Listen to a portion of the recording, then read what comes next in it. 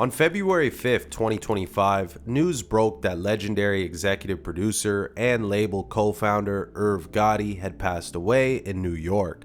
As of this recording, the official cause of death has not been confirmed, but many sources point to his 2024 minor stroke and long-standing health issues, including his diabetes.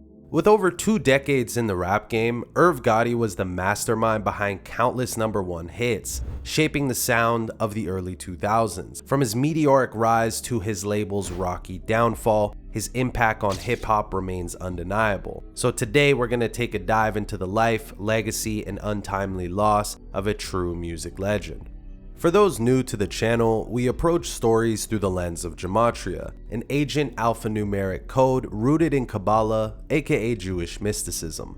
This intricate system isn't just a relic of the past, it's embedded in the very fabric of modern media, subtly shaping the way major world events, celebrity deaths, and historical moments unfold. Think of it as the missing key, the glue that binds seemingly unrelated events together. At first glance, the news may appear random, a series of coincidences playing out before our eyes. But once you understand how this system operates, you'll start to see the patterns. And when you do, you'll realize one undeniable truth: nothing is ever as it seems. But before we dive in, as always, let's start with a brief background to understand how it all began. Irv Gotti, born Irving Domingo Lorenzo Jr. on June 26, 1997 in Hollis, Queens, New York, grew up in a neighborhood that was a melting pot of cultures and musical influences. His parents, Irving Lorenzo Sr. and Maria Lorenzo, were of Dominican descent, and they instilled in him a strong work ethic and a deep appreciation for music. Irving was just one of 4 kids, growing up with his 2 sisters and older brother, Chris Gotti, playing a pivotal role in his life and career. The Lorenzo family was tight-knit, and despite the challenges of growing up in a rough neighborhood, Irv and his siblings were encouraged to pursue their passions.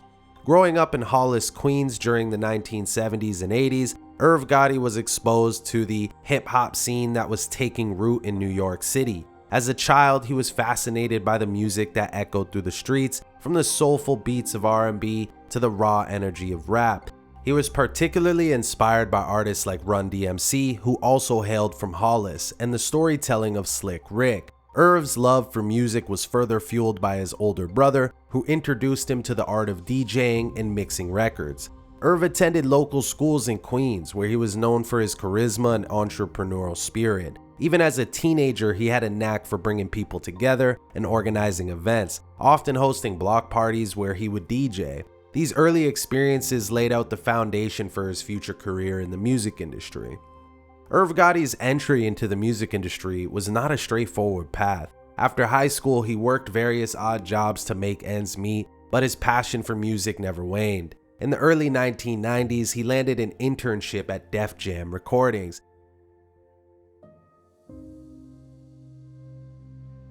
one of the most influential hip-hop labels of the time. This opportunity was a turning point in his life, as it allowed him to learn the ins and outs of the music business from some of the industry's biggest names, including Lyor Cohen, the then president of Def Jam.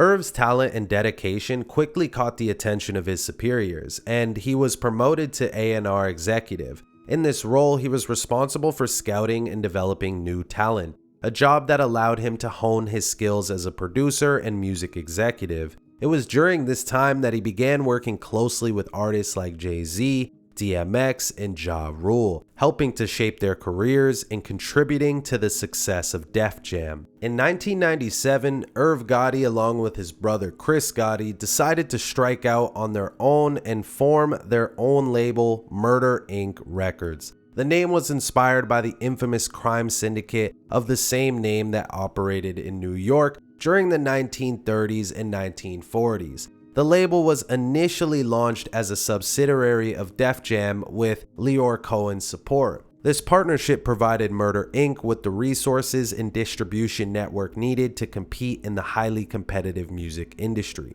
Irv's vision for Murder Inc. was to create a label that blended the gritty realism of street life with the melodic sensibilities of R&B. This unique approach would set Murder Inc. apart from other labels and help it achieve tremendous success in the early 2000s.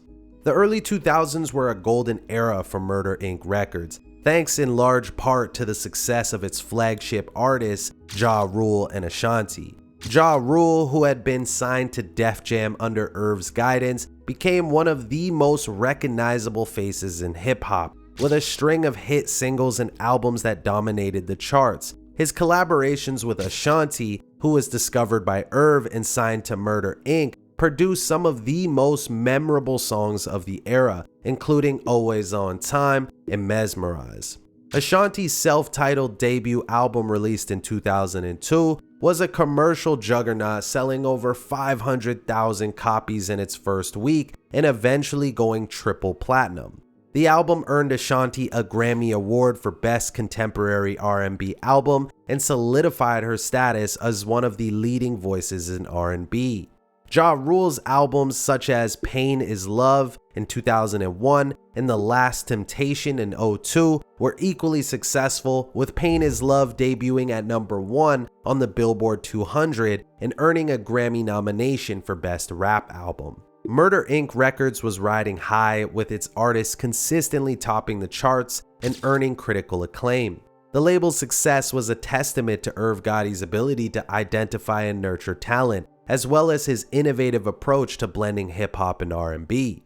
But despite its success, Murder Inc. Records faced significant challenges in the mid-2000s, most notably a highly publicized feud with rapper 50 Cent. The beef between Ja Rule and 50 Cent, which had been simmering for years, escalated into a full-blown war of words and diss tracks, and you guys probably know the rest. 50 Cent, who was signed to Eminem's Shady Records and Dr. Dre's Aftermath Entertainment, used his platform to launch a relentless campaign against Ja Rule and Murder Inc., accusing them of being inauthentic and questioning their street cred. The feud took a toll on Murder Inc.'s reputation and commercial success. Ja Rule's albums began to underperform, and the label struggled to maintain its dominance in the face of 50 Cent's rising stardom. Compounding these issues was a federal investigation into Murder Inc.'s finances, which alleged that the label was being funded by drug money. In 2003, the label's offices were raided by federal agents, and Irv Gotti and his brother Chris were subjected to intense scrutiny. Although no charges were ever filed, the investigation cast a shadow over the label and contributed to its decline.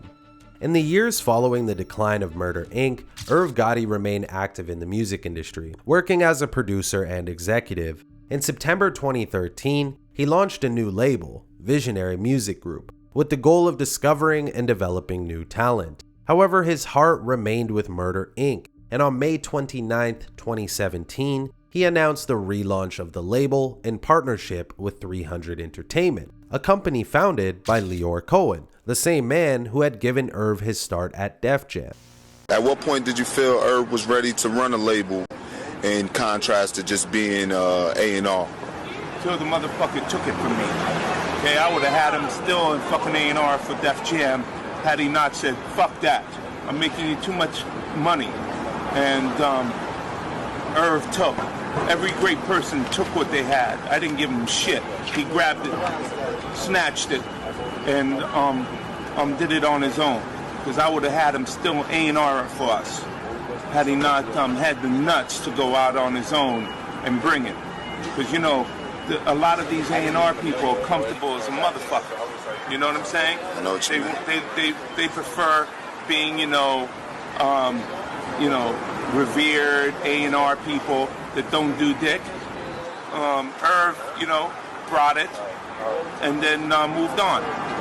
I'm happy to have a piece. The relaunch of Murder Inc. marked a new chapter in Irv Gotti's career, as he sought to recapture the magic that had made the label a powerhouse in the early 2000s. With the support of 300 Entertainment, Irv was able to secure the resources and distribution needed to compete in the modern music industry. Using the practice of English gematria and date numerology, along with some history, you'll start to notice how there's much more to this tragic loss than meets the eye. Irv Gotti's passing on February 5th, a date written 2/5 or 5/2 like the number 52, a number we'll revisit later, holds intriguing significance. For instance, the words stroke and death equate to 25 in the full reduction cipher, adding yet another layer of curiosity to the date. For those unfamiliar with the world of numerology and ciphers, let me break it down quickly. The first system is the basic English ordinal cipher, where each of the 26 letters in the alphabet is assigned a number. A equals 1, B equals 2, C equals 3, and so on, up to Z equaling 26. The reverse ordinal cipher simply flips this so A equals 26 and Z equals 1. Next, we have the reduction ciphers, which involves reducing double-digit numbers to a single digit, hence the term reduction. This method is rooted in Pythagorean numerology. For example, in the full reduction cipher, the letter J, the 10th letter of the alphabet, is reduced to 1, since 1 plus 0 equals 1. Similarly, K, the 11th letter, becomes 2, 1 plus 1 equals 2. This pattern continues for all double-digit numbers, and the reverse full reduction cipher simply inverts the order, much like the reverse ordinal. With that out of the way, let's revisit Irv Gotti's early career through the lens of gematria. He made his first mark in music as a producer and DJ, going by the name DJ Irv for a time. Interestingly, the name DJ Irv equates to 36 in gematria. While speaking on the number 36, it's interesting to see that the word diabetes equals 151, the 36th prime number, and we know from Irv Gotti himself that this has been a struggle for a while. Later, he adopted the name Irv Gotti and co-founded the infamous Murder Inc. Records, often simply referred to as Murder Inc. Here, another fascinating pattern emerges. The name Irv Gotti and the label Murder Inc. share a 51 connection in the reduction ciphers. Even more striking is the fact that Murder Inc. and the date of Irv's passing, February 5th, both equate to 57 in the reduction ciphers when you spell out the date as such. Now, at the time of the recording, Irv Gotti's official cause of death has yet to be announced, but sources have pointed to that stroke he suffered last year. As reported by Hip Hop DX, according to the article, West Coast music manager Whack 100 was the first to publicly reveal Irv's health struggles, sharing a photo on his Instagram of Irv walking with a cane. A representative from Irv's team later confirmed to TMZ that the stroke had occurred months before the news broke, and that Irv had already made a full recovery by the time it became public. Notably, the span of time between Whack 100's Instagram post and Irv Gotti's passing was 163 days. For those familiar, 163 is the 38th prime number, and the number 38 holds significant meaning. Words like murder, death, rapper, and others on this list all equate to 38 in gematria. But alright, now remember that date, May 29, 2017, the date Irv Gotti publicly announced the relaunch of Murder Inc.? Well, looking at that date, I noticed it had 51 numerology, a number that we know ties directly to both Irv Gotti's stage name and the label Murder Inc. Plus, that date also had 34 numerology when you add the day and month together, and again, he's reviving Murder Inc. Records, emphasis on the word murder. Just another observation, Irv passed away 141 days from what would have been his 55th birthday. Interestingly, the label he ran, Murder Inc., had to use an alternate name for commercial reasons, going by the Inc. Records, which equates to 141 in the basic ordinal cipher. It's worth remembering that Def Jam Recordings was the label that gave Irv his chance to prove his worth in the music industry, allowing him to work his way up the ranks. Notice that Def Jam Recordings equals 151 in gematria, which is the 36th prime number. This ties back to the fact that Irv died on the 36th day of the year, and his earlier stage name, DJ Irv, holds the value of 36 in the reverse reduction cipher. Now, earlier I mentioned we'd come back to the number 52, and it's because it connects to none other than Leor Cohen, the influential figure behind many of your favorite artists. Leor, who comes from Jewish descent, was the one who gave Irv and his brother Chris Gotti their shot at owning a label. This is a fitting moment to remind you of the origins of gematria. It stems from Jewish mysticism, and who primarily runs the entertainment industry, from music to film? Well, the you-know-whos. the same group that often is accused of pulling the strings behind presidents and engaging in geopolitical conflicts over land that doesn't belong to them, but that's a topic for another video. But isn't it fascinating that the very man who gave Irv his start in the music business and even helped revive his label 20 years later, Leor Cohen, holds the value of 52? This number not only aligns with words like gematria and Kabbalah, two deeply relevant aspects of his Jewish heritage, but remember, Irv passed away on February 5th, a date written 5/2 in most parts of the world. Plus, February 5th had prime date numerology of 52. Irv, brought it and then moved on. I'm happy to have a piece. Just 3 days before Irv's passing, the Recording Academy hosted the 67th Annual Grammy Awards. For those familiar with Decode, the number 67 ties to phrases like human sacrifice and blood sacrifice, adding a layer of eerie symbolism to the timing of his death. A major hip-hop label owner of Murder Inc. passing away just 3 days after such a high-profile event. But what makes this connection even more eerie is that Irv Gotti earned just one Grammy in his entire career for his production on Foolish by Ashanti on February 23rd, 2003. That date happened to be the 54th day of the year, and 22 years later, just days after the Grammys, Irv Gotti passes away at the age of 54. For some more numerical context, the first album released under the Murder Inc. times Def Jam imprint was Ja Rule's debut, Veni Vidi Vici. Notice how the album's title aligns with the label's full name through the 88 connection in the reduction ciphers. Even more striking is the album's cover art, which features a clear nod to Jesus Christ, a reoccurring theme in rap album artwork, often filled with symbolic and religious imagery. What's even more fascinating is that many people seem to overlook this reoccurring pattern, despite it being prevalent for decades. We know that many of these rappers are far from religious, so some might dismiss the symbolism as a tactic for attention or a personal connection to the artist. However, it goes deeper than that. It's important to remember who controls the distribution of your favorite artist's music. Labels owned and operated by individuals of Jewish and Catholic backgrounds at the highest levels. This is where things might start to take a bit of a turn, but stick with me. A perfect example is Ja Rule's debut album cover, with the album's title Veni Vidi Vici holding the value of 74, matching all the words on your screen right now. Think about how these elements tie together. Jesus spoke in parables and his followers spread the gospel, yet notice how words like English, gematria, Lucifer, and energy also align with the same number. This is far from a coincidence. The entertainment industry at its core functions as a source of energy harvesting for the powers that shouldn't be, and those in control have a complex, almost love/hate relationship with Jesus, if you will. This brings us to the Jesuit fingerprints part of the story, where a dive into history helps us better understand how all these pieces connect across time. For those familiar with the channel, you're already well aware of the Jesuits and their complex, often sinister history. While most view the Jesuits as a small sect within the Catholic faith, known for their strong dedication to religion and education, including running some of the world's top colleges and universities, this group wields far more influence than many realize. Despite undergoing significant suppression in the past, the Jesuits have risen to hold the highest rank in the Vatican, with Pope Francis being the first ever Jesuit pope in the church's history.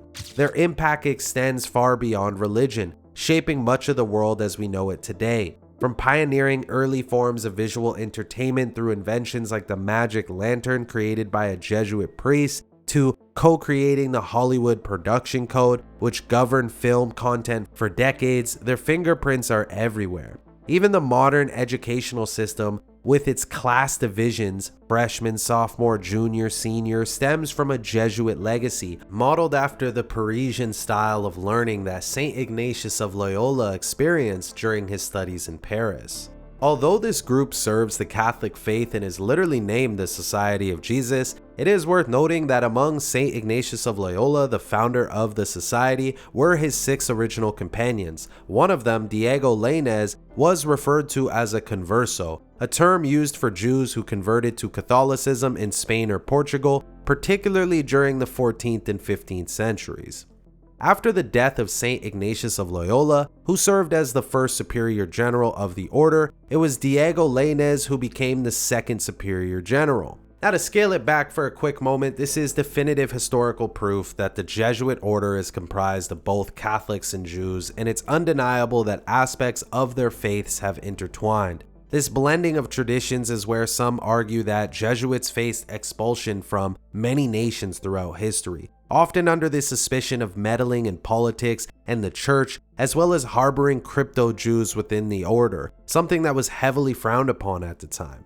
Anyway, you might be wondering, why the hell is this guy rambling on about all of this? Well, it ties back to the topic at hand, Irv Gotti. Remember, Irv named his label after the infamous crime mafia Murder Inc., which operated from 1929 to 1941 before the syndicate was essentially wiped out. And who made up this mafia? Well, none other than Jewish and Catholic mobsters. Isn't that fitting, considering the whole code I'm using to decode this narrative revolves around those 2 groups? Real quick, I gotta give a shout out to the OG of this knowledge, the one who put me on, and that's none other than Zach Hubbard over at Gematria Effect News. His video on this had me motivated after a hefty break of not putting out much videos to give my take on the decode, and he's the one that touched on this interesting numerical connection we're about to get into.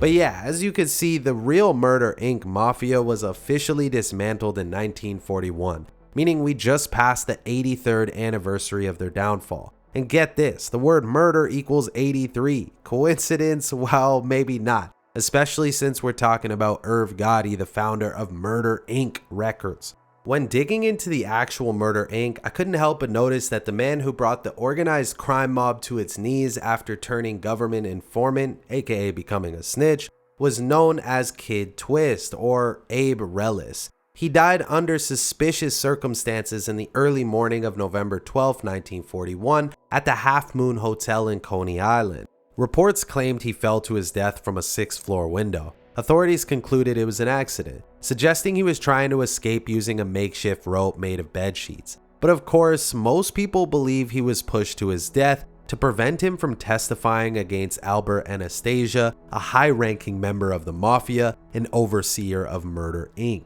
Anyway, isn't it fitting how Abe of Murder Inc. died on a date with 83 and 38 numerology when the word murder perfectly matches? And remember the 2 groups pulling the strings here, and how Irv Gotti's death syncs with a crime mob run by those very groups. Irv died at the age of 54, and you could see here that the words Jesuit Order, Sun, which is their logo, and Sun Worship, which is what they truly practice, all equal 54 in their respective ciphers. The logo of the Jesuits is the IHS, which happens to equal 36 like DJ Irv, and remember, he passed away on the 36th day of the year. And for those curious, IHS stands for Jesus Hominum Salvator, which is Latin for Jesus, Savior of Mankind. This phrase equates to 266, and it's interesting how Irv's birthday, June 26, can be written as 26/6. Also relevant, the first ever Jesuit pope, Pope Francis, is the 266th Pope. Pope Francis's real name, Jorge Mario Bergoglio, equals 201, like the Jesuit order. But what are the odds that his primary residency in Vatican City is the Domus Sanctae Martha, where he specifically resides in room 201? And remember where all this knowledge is from: Jewish mysticism, a phrase that equals 201. Another number that holds major significance is 187. This number is notorious in hip-hop since it's the California police code for homicide. And check this out: Murder Inc. Records equals 187, just like Society of Jesus. So what are the odds? I mean, it's even crazier that Irv Gotti actually has this number in his IG handle. So ask yourself, does this just happen to be his favorite number, or did he know exactly what it meant? Now, to help reinforce this code, as it's all about pattern recognition, it's important to show these classic examples of Hollywood numerical riddles. From the classic Murder by Numbers cover featuring Sandra Bullock, where they replace the B and the E to a 3 and an 8, and this is because the ones behind the scenes use the practice of gematria and code it into your favorite entertainment. Or how about the classic song released by The Police in 1983, emphasis on the 83, titled Murder by Numbers, where the hook sings, "It's murder by numbers, 1, 2, 3, it's as easy to learn as your ABCs."